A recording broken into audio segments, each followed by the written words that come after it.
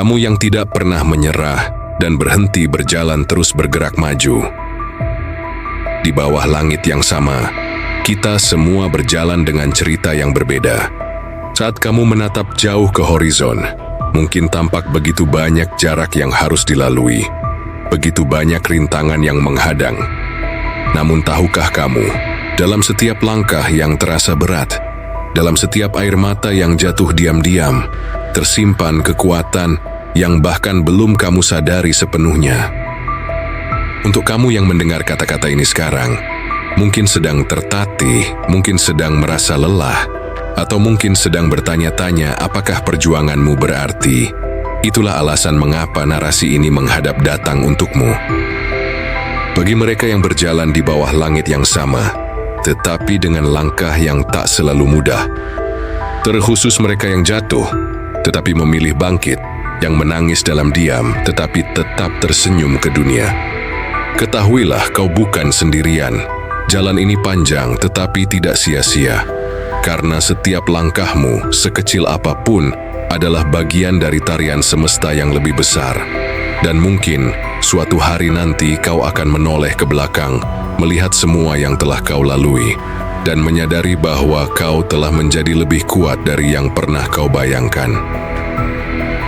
Perjalanan yang tidak selalu mulus. Pernahkah kamu merasa bahwa langkahmu seperti berjalan melawan arus? Sementara orang lain sepertinya meluncur dengan mudah. Kamu harus berjuang untuk setiap sentimeter kemajuan. Itu bukan tanda ada yang salah denganmu. Itu adalah bagian dari perjalanan unikmu. Peta takdir yang hanya kamu yang bisa menyelesaikannya. Kehidupan bukanlah tentang menunggu badai berlalu, tetapi belajar menari di tengah hujan. Kata-kata bijak ini dari Vivian Green menyelentik kita bahwa kesulitan bukan alasan untuk berhenti, melainkan undangan untuk belajar menari dengan ritme yang berbeda. Sama seperti Miftah, seorang pemuda dari desa kecil di Sulawesi Selatan. Lahir dari keluarga nelayan sederhana, mimpinya untuk menjadi insinyur tampak seperti bintang di langit, terlihat jelas tetapi tampak tidak terjangkau. Setiap hari, Miftah bangun sebelum matahari terbit untuk membantu ayahnya menangkap ikan, kemudian bergegas ke sekolah dengan jalan kaki sejauh 5 kilometer. Sekolah adalah tiketku untuk mengubah nasib keluargaku. Begitu dia sering berkata pada dirinya sendiri. Meski lelah, Miftah selalu duduk di barisan depan, menyerap setiap kata dari gurunya seperti tanah kering menyerap air hujan. Malam harinya, di bawah cahaya lampu minyak yang redup, dia belajar sampai matanya terasa perih. Ketika teman-temannya berhenti sekolah untuk menjadi nelayan seperti orang tua mereka, Miftah tetap berpegang pada mimpinya. Terkadang hanya mereka yang rela merasakan lelahnya belajar, yang akan merasakan nikmatnya kesuksesan. Begitu prinsip yang selalu dia pegang. Perjalanan Miftah bukanlah tentang kemudahan, tetapi tentang ketabahan. Dan mungkin itulah juga ceritamu. Mungkin langkahmu terasa lebih berat, tetapi yakinlah, kaki yang berjalan di jalanan berbatu akan menjelma makin tangguh daripada yang selalu berjalan di jalan mulus. Keberanian untuk tetap tersenyum. Keberanian bukan hanya tentang tindakan-tindakan besar yang megah. Terkadang keberanian paling sejati adalah kemampuan untuk tersenyum ketika hatimu sedang remuk. Kemampuan untuk tetap berkata, "Aku baik-baik saja," ketika duniamu sedang runtuh perlahan. Keberanian tidak selalu berupa raungan. Terkadang keberanian adalah suara kecil di akhir hari yang berkata, "Aku akan mencoba lagi besok."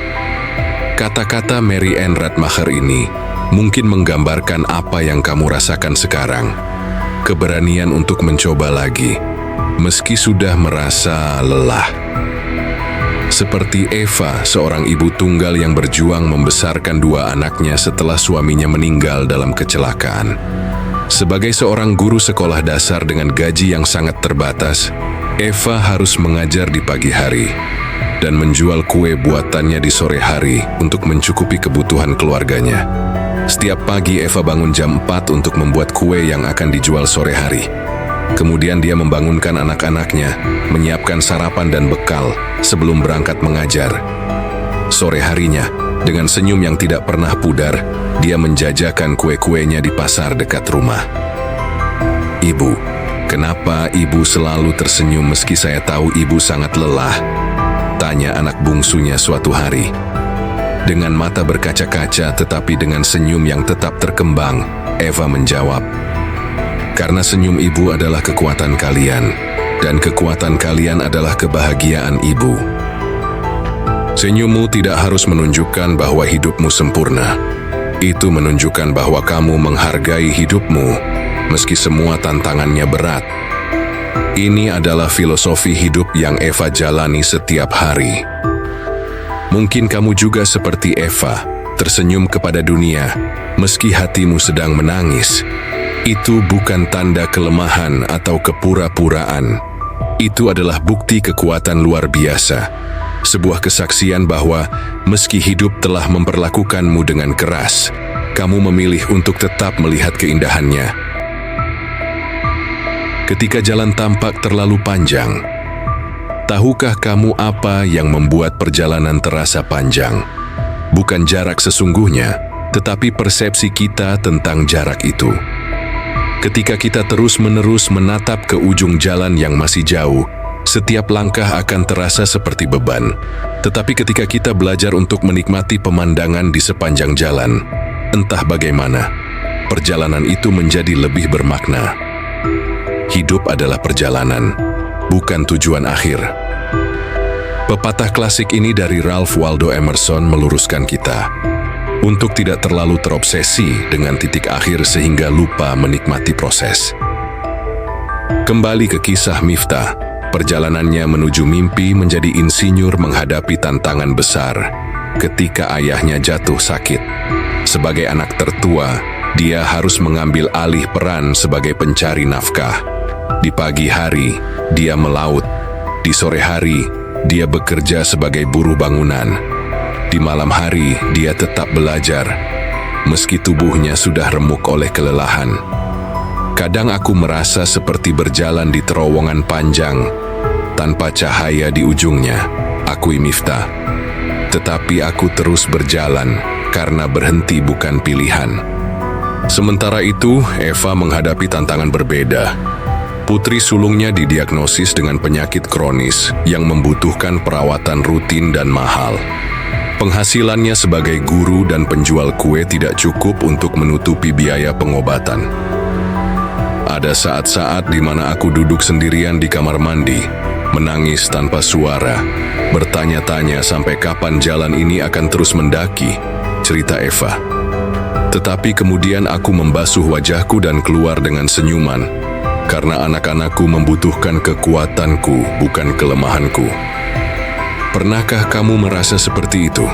Merasa bahwa jalan yang kamu tempuh terlalu panjang, terlalu terjal, terlalu berbatu. Itu adalah perasaan yang wajar, yang manusiawi. Tetapi tahukah kamu, ketahanan bukanlah tentang seberapa cepat kita pulih, tetapi seberapa jauh kita bersedia untuk tetap bertahan. Lembah keputusasaan menuju puncak keyakinan. Keraguan adalah pencuri paling licik. Dia tidak datang dengan suara keras dan mengancam. Dia menyelinap pelan-pelan, berbisik di telingamu ketika kamu sedang lemah. Apakah ini semua sepadan? Apakah kamu benar-benar mampu? Mungkin lebih baik menyerah saja. Keraguan membunuh lebih banyak mimpi daripada kegagalan. Kata-kata Suzy Kasem ini memperingatkan kita tentang bahaya sesungguhnya dari keraguan diri. Miftah mengalami saat-saat keraguan yang mendalam ketika hasil ujian nasionalnya tidak cukup baik untuk mendapatkan beasiswa yang dia harapkan. Mungkin impian ini terlalu tinggi untukku, pikirnya saat itu. Mungkin takdirku memang menjadi nelayan seperti ayahku. Eva pun menghadapi keraguan serupa ketika tabungannya hampir habis untuk biaya pengobatan putrinya. Apakah aku gagal sebagai ibu? Apakah keputusanku untuk tetap mengajar alih-alih mencari pekerjaan dengan gaji lebih tinggi adalah kesalahan? Keraguan-keraguan ini adalah bagian dari perjalanan. Seperti kabut di pagi hari, mereka datang mengaburkan pandangan, membuat jalan di depan tampak tidak jelas. Tetapi seperti kabut juga, mereka akan menghilang ketika matahari tekadmu bersinar cukup terang. Jangan biarkan apa yang kamu tidak bisa lakukan mengganggu apa yang bisa kamu lakukan. John Wooden menyentil kita untuk fokus pada kemampuan kita, bukan keterbatasan kita. Mungkin saat ini kamu juga sedang berhadapan dengan keraguan-keraguan serupa.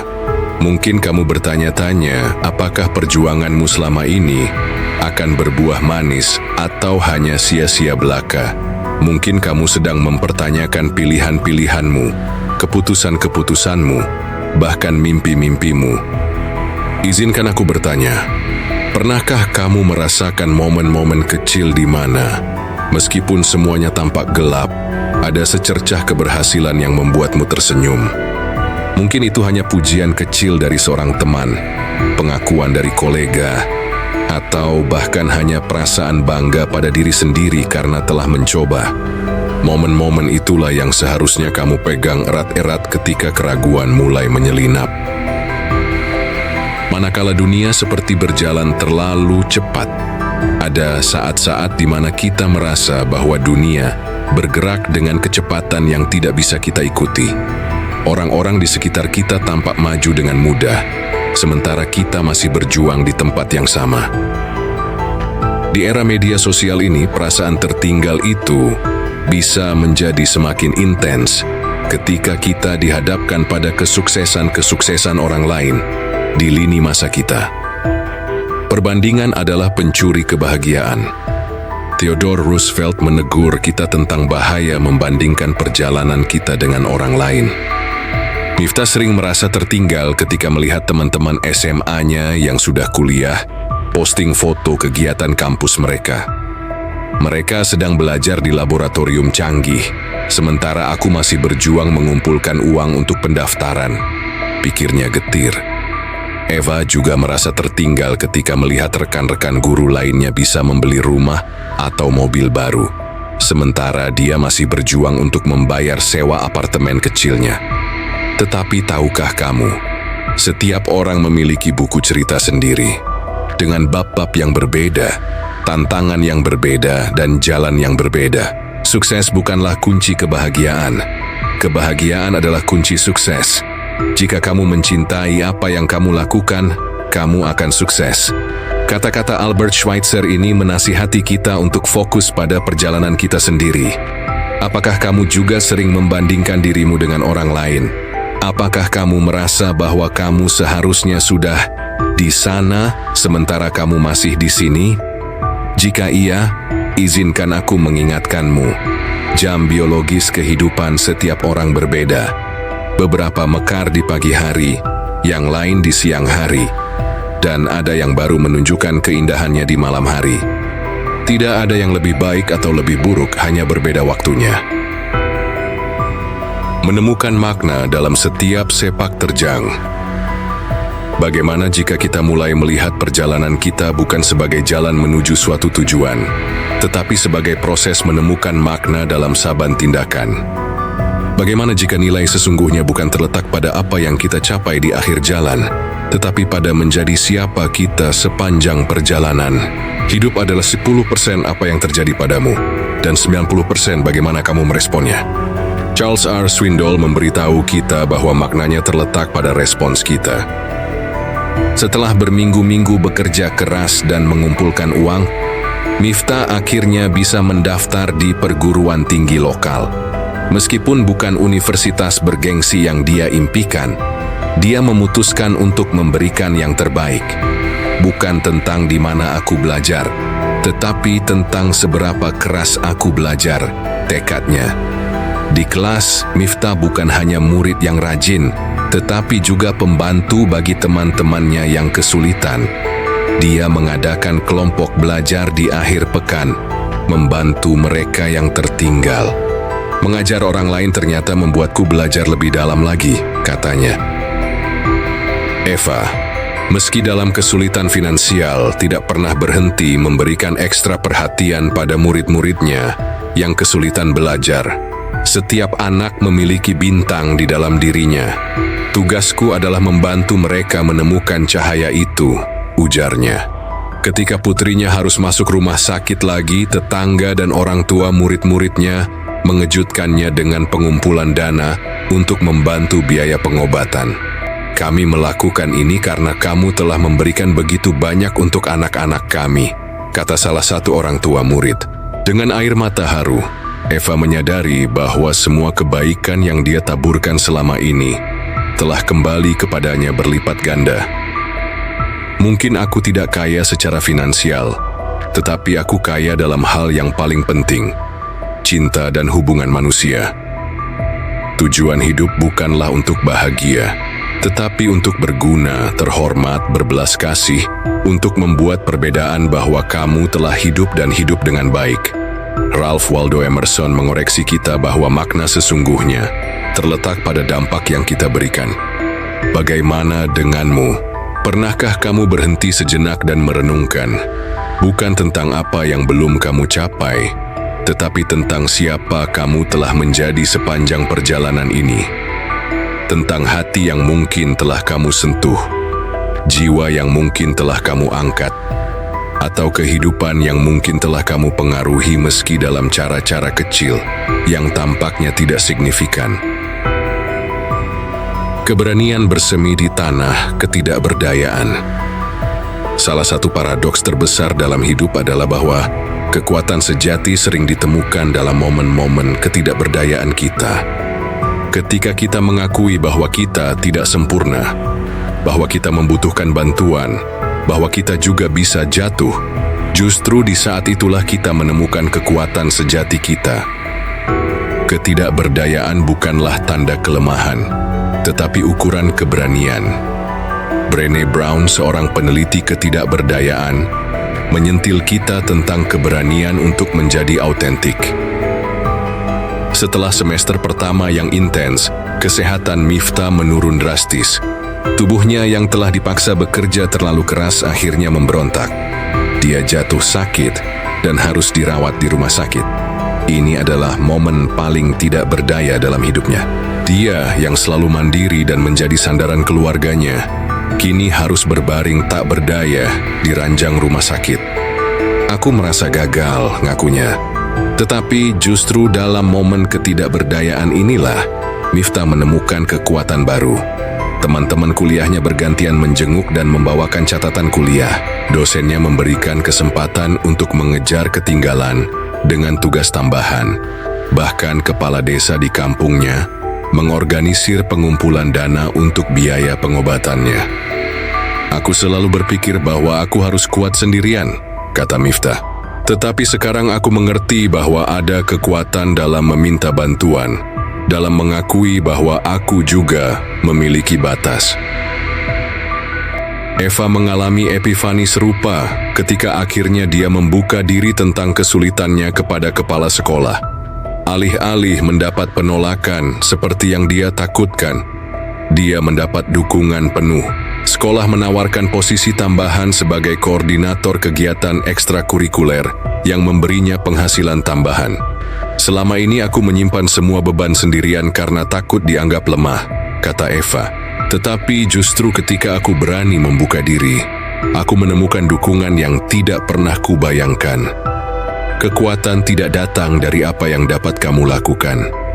Kekuatan datang dari mengatasi hal-hal yang kamu pikir tidak bisa kamu lakukan. Kata-kata Ricky Rogers ini menggambarkan transformasi yang dialami Miftah dan Eva, dan mungkin juga transformasi yang sedang atau akan kamu alami. Apakah kamu sering merasa harus selalu tampil kuat?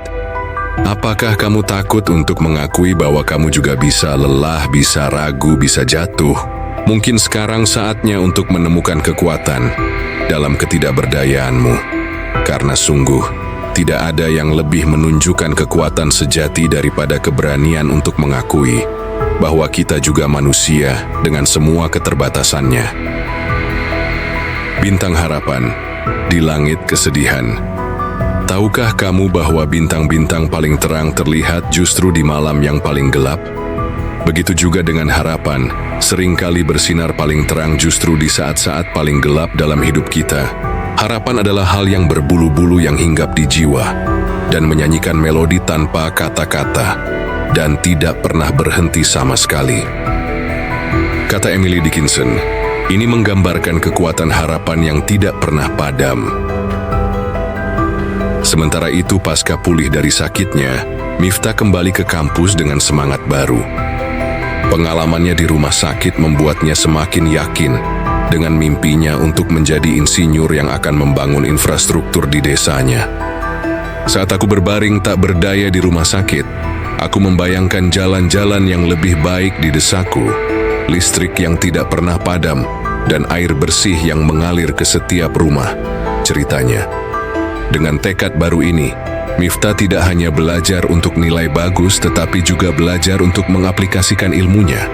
Dia bergabung dengan klub inovasi kampusnya dan mengembangkan sistem penyaringan air sederhana yang bisa digunakan di desanya. Eva, dengan penghasilan tambahannya, akhirnya bisa membawa putrinya berobat ke rumah sakit yang lebih baik. Meskipun dokter mengatakan bahwa penyakit putrinya mungkin tidak bisa disembuhkan sepenuhnya, ada pengobatan yang bisa meningkatkan kualitas hidupnya secara signifikan. Kadang harapan bukan tentang mendapatkan hasil yang sempurna, kata Eva, tetapi tentang menemukan jalan untuk melangkah maju satu hari pada satu waktu.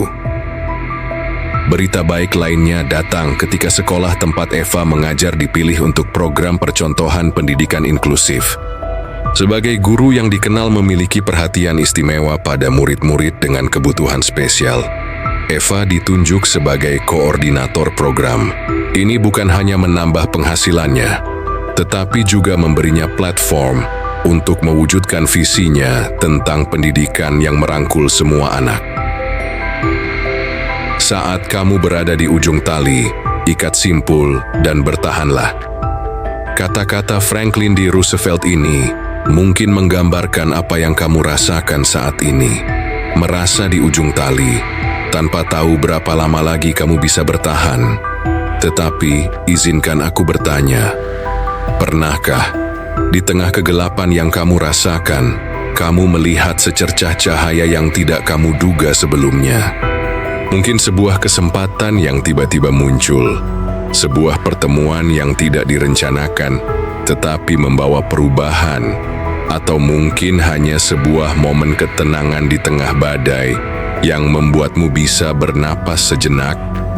Itu adalah bintang-bintang harapanmu. Dan meskipun langit mungkin tampak gelap sekarang, ingatlah bahwa gelap bukanlah lawan dari cahaya. Gelap hanyalah ketiadaan cahaya sementara. Dan selama ada secercah harapan di hatimu, cahaya itu akan terus bersinar, mungkin redup, tetapi tidak pernah padam sepenuhnya. Mendapati dirimu yang kian tangguh. Ketika kamu menoleh ke belakang suatu hari nanti, mungkin kamu akan terkejut melihat betapa jauh kamu telah melangkah. Mungkin kamu akan tersenyum melihat betapa kamu telah melewati rintangan-rintangan yang dulu tampak tak terlewati. Dan mungkin kamu akan menyadari bahwa perjalanan yang tampak begitu berat itu justru telah membentukmu menjadi pribadi yang makin superior dari yang pernah kamu bayangkan. Kekuatan tidak terletak pada tidak pernah jatuh, tetapi pada kemampuan untuk bangkit setiap kali kita jatuh. Konfusius menginstruksikan kita bahwa kekuatan sejati terletak pada ketahanan. 5 tahun setelah perjalanan kuliahnya yang penuh perjuangan, Miftah lulus dengan predikat cum laude. Proyeknya tentang sistem penyaringan air sederhana mendapat penghargaan inovasi terbaik dan kini diterapkan tidak hanya di desanya tetapi juga di desa-desa sekitar. Ketika aku melihat air bersih mengalir dari keran-keran di desaku, aku menyadari bahwa semua perjuangan itu sepadan, kata Miftah dengan mata berkaca-kaca. Aku bukan hanya membangun sistem air, tetapi juga membangun diriku sendiri. Eva, setelah beberapa tahun menjalankan program pendidikan inklusif, menerima penghargaan guru teladan tingkat nasional, putrinya meskipun masih harus rutin berobat, kini tumbuh menjadi gadis remaja yang ceria dan penuh semangat. Dulu aku berpikir bahwa kesulitan-kesulitan yang kuhadapi adalah hambatan untuk kebahagiaanku, kata Eva.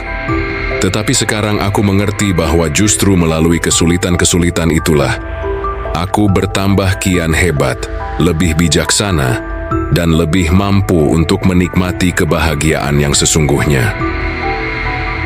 Cerita Miftah dan Eva mungkin berbeda dengan ceritamu, tetapi ada satu benang merah yang menghubungkan semua cerita tentang perjuangan manusia. Kita semua memiliki kapasitas untuk tumbuh menjelma, makin perkasa melalui tantangan yang kita hadapi. Apa yang tidak membunuhmu akan membuatmu lebih kuat. Kata-kata Friedrich Nietzsche ini telah diulang begitu sering hingga kadang kehilangan maknanya. Tetapi coba pikirkan, bukankah kamu yang sedang mendengar ini sekarang juga telah bertambah lebih bangkit melalui setiap tantangan yang telah kamu hadapi? Pertanyaan reflektif untuk perjalananmu. Sebelum kita mengakhiri perjalanan bersama melalui narasi ini, izinkan aku meninggalkan beberapa pertanyaan reflektif yang mungkin bisa menemanimu dalam perjalananmu selanjutnya. Jika kamu bisa berbicara dengan dirimu 5 tahun lalu, apa yang akan kamu katakan tentang kekuatan yang kamu miliki sekarang? Apa momen dalam hidupmu di mana kamu merasa paling tidak berdaya, tetapi justru menemukan kekuatan tak terduga? Langkah kecil apa yang bisa kamu ambil hari ini, yang mungkin tampak tidak signifikan, tetapi bisa membawamu satu langkah lebih dekat ke tujuanmu? Siapa mentor atau sumber inspirasi dalam hidupmu yang telah menunjukkan bahwa perjuangan bisa membawa keindahan? Bagaimana kamu bisa menggunakan pengalamanmu untuk membantu orang lain yang mungkin sedang berjuang seperti kamu dulu?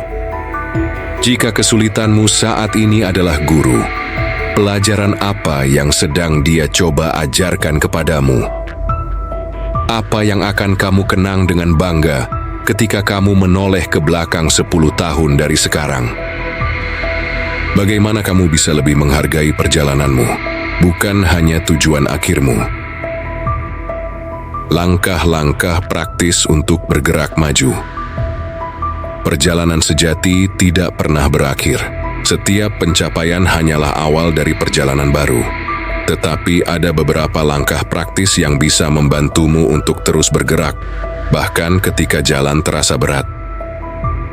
Syukuri setiap kemajuan kecil. Jangan menunggu pencapaian besar untuk mensyukuri dirimu. Temukan kebahagiaan dalam langkah-langkah kecil. Menyelesaikan tugas hari ini, itu layak disyukuri. Berani berbicara di rapat, itu kemenangan. Mengatasi ketakutanmu, itu pencapaian luar biasa. Temukan komunitasmu. Kamu tidak perlu berjalan sendirian. Temukan orang-orang yang mendukungmu, yang percaya padamu bahkan ketika kamu merasa sulit untuk percaya pada dirimu sendiri. Komunitasmu bisa berupa keluarga, teman, kelompok daring, atau bahkan buku-buku dan podcast yang meningkatkanmu. Jadikan jurnal sebagai temanmu, tuliskan perjalananmu. Tidak perlu indah atau terstruktur, hanya jujur. Tuliskan ketakutanmu, harapanmu, kegagalanmu, dan kemenanganmu. Suatu hari nanti, jurnal ini akan menjadi peta yang menunjukkan betapa jauh kamu telah melangkah. Kembangkan ritual syukur. Setiap malam, tuliskan 3 hal yang kamu syukuri hari itu. Bahkan di hari terburuk, selalu ada sesuatu untuk disyukuri. Mungkin secangkir teh hangat, matahari yang bersinar, atau senyum dari orang asing. Jaga kesehatanmu. Perjalanan panjang membutuhkan stamina.